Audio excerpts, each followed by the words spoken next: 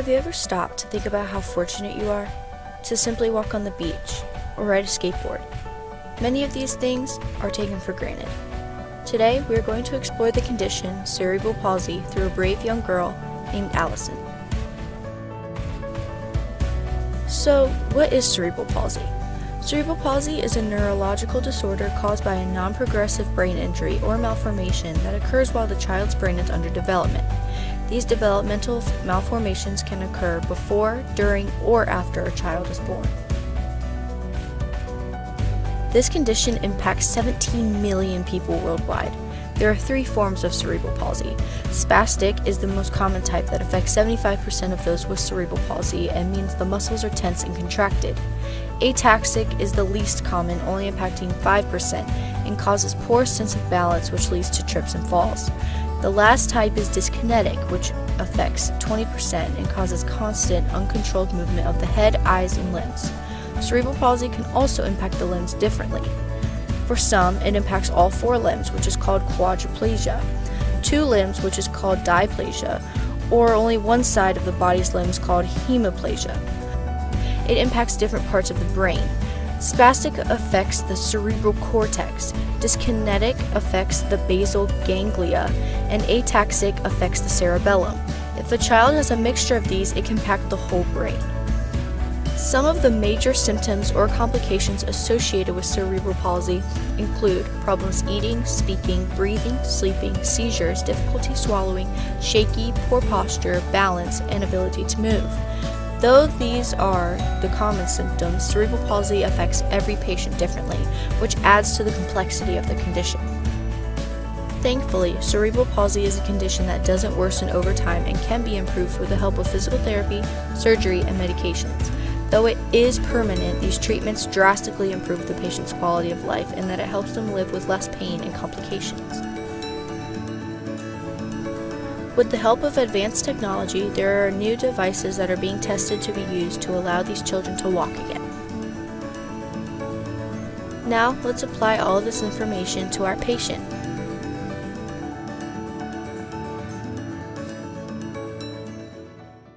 So when she was born, she had a couple of different medical issues. She had something called cranial atresia, which is when one side of the nose is completely blocked. They noticed that she had a hearing impairment. She wasn't hearing correctly. And then the orthopedic doctors picked up that she had hip dysplasia, and that was at age 4 months.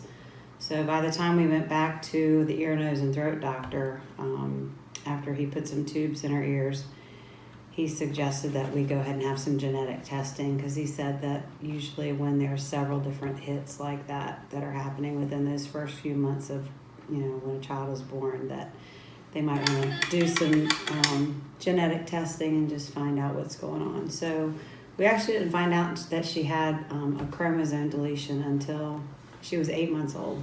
So we went, and my husband and I both, we had to have blood tests done. And the results came back that she had a chromosome 6q deletion. So, and that was her diagnosis, which we had no idea what that meant. So we weren't really sure. So immediately we were set up with a geneticist. They immediately wanted to check her midline to make sure all of her organs were functioning well. And the only thing that picked up was very minimal kidney reflux, but all of her major organs were working just fine.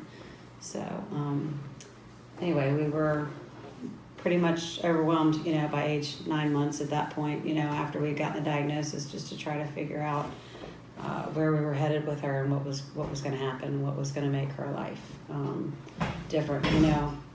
Allie's going to tell us how Allie's going to be. You just have to listen to Allie and watch her and figure out from there, because they didn't see anything medically that was really going to have us super worried, other than developmentally and things like that. And everything that she was going to learn was going to be at her pace. So here we are.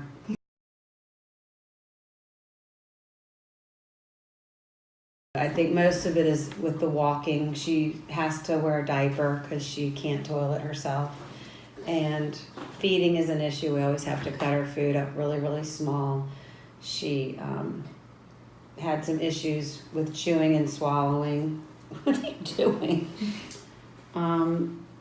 Most of her issues are really like gastric. She has reflux, and she had a tethered spinal cord, which we had repaired when she was 4 years old. The kidney reflux has worked its way. We're fine. We don't have to go back to them anymore. But because of all the physical limitations with her, she uses a walker. She has to use a wheelchair to get on her school bus.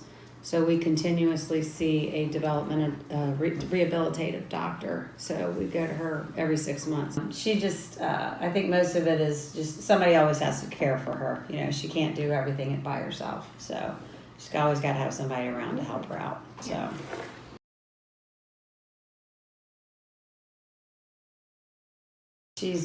There are different ones with the chromosome deletions.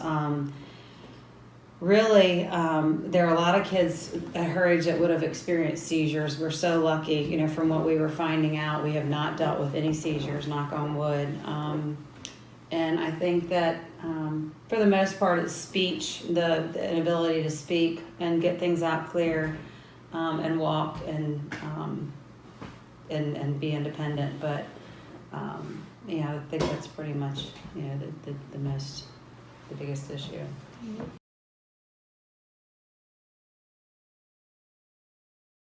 He's had so many different surgeries. Pretty much a doctor for every part of her body at some point. She falls, so that's another thing, like in the beginning or especially the early years of her life, because right now she pretty much crawls independently around the house, but things break easily on her too. Like if what would be a normal fall or a slip for any of us, she could end up with a broken ankle. You know, she's just got weak bones. So she's had fractured wrist, fractured ankle, stitches several times on the chin where she slipped and fell. But she doesn't like to see blood, and she does not like to go to the doctor. She absolutely hates when people wear the caps on their head because she thinks she's going into the OR.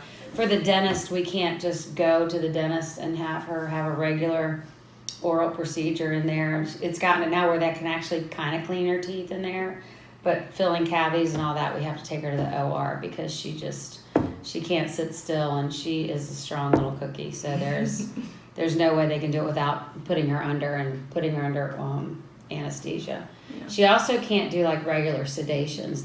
She has the adverse effect of sedation. So, you know, to go in when she was younger, like for MRIs and CAT scans, when they would give her a sedative, Versed is the one I'm thinking of, it would wire her up. And so instead of knocking her out so she could sit still for the CT scan, it did the complete opposite. So, I mean, and then she's also got really thin veins, and we have to get the special team that could come in and find her vein anytime she had to get an IV or anything like that. We couldn't just, the VAT team, that's what it was. We couldn't just go in and have a normal blood drawn anywhere because her veins are just so tiny, and she would never be able to pick up a pulse. I mean, it was just so bad. Like, they're like, we can't get a pulse. I'm like, I'm sorry. She's just really super thin, and I don't know how to explain it, but, you know, things that would not normally be complicated are usually very complicated for her. So.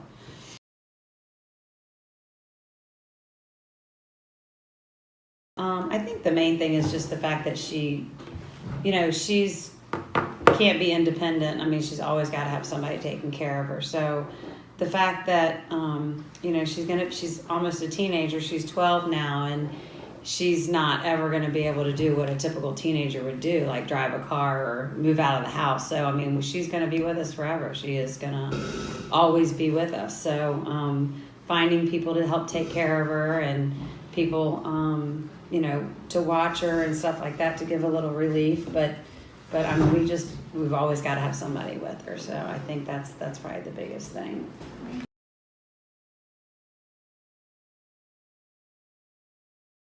Well, there's lots of different people. There's at church, you know, people like you that have helped, and so that she can still do religious education classes. She was able to get her first communion. And there's always somebody that's willing to watch her. We have got people from the Therapeutic Rec Center that have a special summer program. She goes to adapted horse equine out at Equa Kids out at almost on Sandbridge Road. So that's really fun too. There's special programs that they have that she can, participate in. So where her brothers are always at the baseball field, she's kind of every weekend out at the horse farm. So, which is really fun for her. And it's funny because some people have always said, like, being on a horse for somebody that's disabled that can't walk, it's almost like it gives them legs to run. So, I think when she's on a horse, she just feels amazing because she loves to trot when she's on the horse. And it's like, I know she must just love that feeling of going fast and having the wind blow in her hair. So, and then the beach, like, she's obsessed with the beach and sand, anything that's tactile. So she just loves to swim, and she can stand up on her own in the water. So, and she can walk in the water because of the extra stability. So it's just so awesome when she can get to a pool or a beach, which we can't wait for the summer.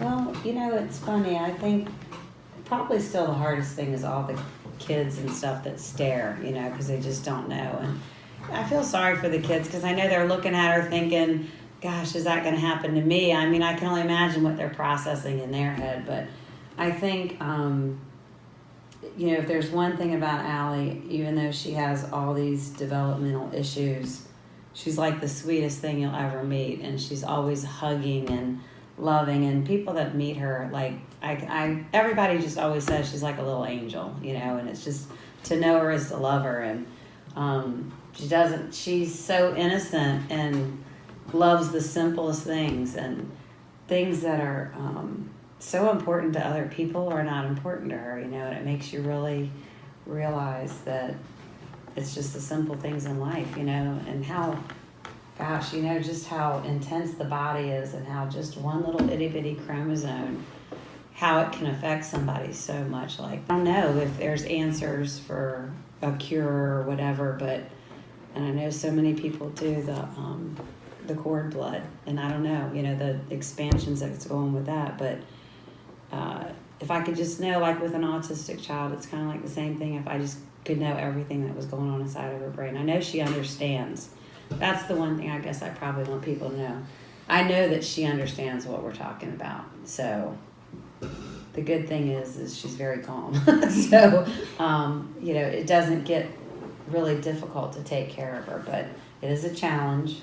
But she's still a person, and I would love it when people just talk to her like she is a normal person, So I guess that's probably it. If you have any questions about cerebral palsy or are interested in contributing to helping those with this condition, visit cerebralpalsy.org.